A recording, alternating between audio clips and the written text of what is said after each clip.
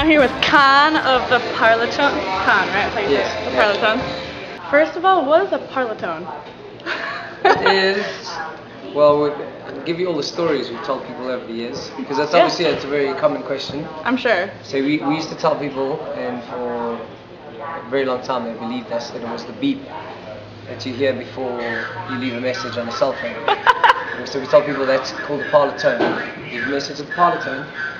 Oh, I see. And cool. and then when we got tired of that story, we told people that it was an ancient sect of monks that used to like spend their life trying to perfect one discipline.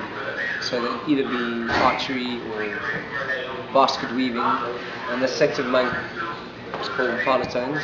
Okay. But really where it comes from is Parlophone Records, which is a record company that happened to sign or have three bands that we love on their label, Radiohead, Coldplay and the Beatles. Okay. So we sort of took that name and mingled it up, and a lot of the bands that we do love start with that, you know, the Smiths, Cure, the Beatles, so we chucked them with that. It means in Italian, I think a lot of those Mediterranean languages, parlo means speak, talk. So tones associated with music, speak the language of music. I like it, that's deep. Yeah. So how long have you guys been around? Like when was the band kind of like formed? Quite a long time ago, about 12 years ago. Oh wow. We formed. None of us could really play, we sort of just lived in the same area, went to the same schools, and liked similar music. So we got together and started a band. Decided to start playing music together? Nice. Not realizing how long and hard the path actually is. But it's been a lot of fun. Really? We've seen a world of experience. Was this your first US tour? Or? It's our third. Third? Yeah. Our first one we supported Belly Up Tavern, which was last year. And then we were here earlier this year in March. Oh. And on your own or? yeah, that one we headlining? We were headlined, yeah. Oh my gosh. And now this one. And we'll be back in October. You guys have a lot of fans in South Africa, right? Yes, yeah, we're very popular there. I watched the World Cup kickoff concert video. Yeah. How awesome was that? Yeah, no, it was cool.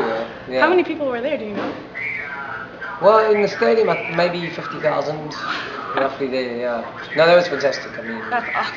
Yeah, and just to be a part of that event, you know, very historic moment for the country. Yeah. We know that it was beamed to, you know, millions of television sets, TV sets around the world, so it was a big that deal. Was really popular. Yeah. Awesome. Out of all the places and countries and cities and venues that you've played in, do you have like a certain favorite, like either like a venue or an area or even the country?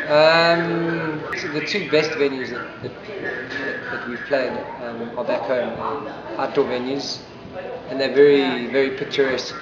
The ones on the top of this hill, you actually have to drive on a dirt road, and it's like a natural amphitheater. You're just surrounded by mountains. Where is that? It's in Nelspruit in South Africa. Cool. And very beautiful. You sort of, you know, you play in like a hangar, and then you look up this mountain, and they've got log fires and everything sort of burning. So the people look down into the hangar, and all they see as well is just mountains. It's very picturesque. Awesome. And then there's a similar vibe like that in Cape Town, which it's actually in a botanical garden. Very beautiful plant life, and surrounded by mountains. I mean that's a very chilled vibe. People come with picnic blankets. It's generally in the afternoon. It's cool, picturesque. I mean, it's often the best gigs are it's about the vibe. And sometimes 50 people can create the vibe of 1,000. Favorite song to play? Do you have a favorite song to play live at least? Yeah, I think it changes. Generally, the songs you like playing live are the more vibey ones, just energetic and rocking out. Right. But also, once again, it also comes back to the vibe that you get back, the feedback that you get from a song. that sometimes makes it more memorable. And generally, and I reckon I can speak for 90% of bands, whenever you're working on new stuff and playing new songs, that becomes the favourites. Because it's new and fresh and exciting. Mm-hmm. Some of these songs we've played, a lot. I've lost count. Yeah. Speaking of songs like those, I'm sure you played "Push Me to the Floor" a lot, right? Push me to the floor. Don't give up until I'm begging you for more. I'll be thinking of the time I felt. That's an interesting video too. Yeah, it's very cool. Yeah. What exactly is that song about? I mean, I know it's... What's the song about? Like, did you write it? Yes. What did you write it about? Well... The subject behind it, I guess. Sort of the subject material, I never really like to decipher the lyrics because it should be up to the listener, but I'll tell you. That's true. It's sort of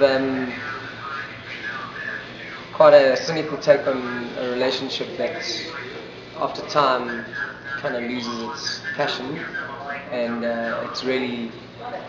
The song sort of touches on wanting to revive that, to rekindle it, and not necessarily the right way, not necessarily with your actual partner, but looking elsewhere for that revived passion. I don't know why it happens, but not saying it's personal experience, but it does happen. People are married for 10 years or whatever the case is, and that side of things seems to decline, and people start looking for something that's short-lived, frivolous. Right. Do you write most of the songs then?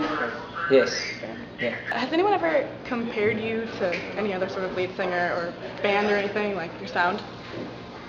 Yeah, we get. The sort of the comparisons that we hear often will be early Radiohead, Coldplay, which is obvious. I mean, we love both bands.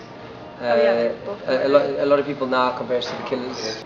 But funny enough, we when we started and the first two albums, we had no idea who the Killers were. Really? So, that's good though. No, I know, but people will, automatically they became bigger than us before we could. So people assume that they were, but obviously I am a fan of their stuff. I think it's great. So on sort of reading many interviews with them, I realised that Brandon Flowers is also a big fan of Morrissey and the Smiths, who I'm fanatical about, and who I largely mimicked my vocal style on. So maybe he did as well. Don't take this the wrong way, but what's the story behind the makeup? Ooh, the wrong way. That was such a hard question. No, so yeah, anyway, the way it happened is we played it was the 21st birthday party for Cosmopolitan, the magazine, and it was a dress-up theme. Like the theme is vintage glam, so we dressed up and we wore makeup and performed. And we thought, cool, let's do this makeup thing, dress up. We can. We're in a band. You sort of get like a image. Well, you get a license to sort of do what you want when you're on stage, and you can hide behind the fact, well, we're a band. This is what bands do. Right. There you go. And then there's a movie called Clockwork Orange that I then saw and stole an idea from there. They wear it on one eye, and I thought it was very simple, but it was memorable. So I don't think rememberable is a word, but memorable. You can make one up. It's fine. Yeah, exactly. That happened at my last interview. Yeah. Cool. So thank you for singing with me. This is our story.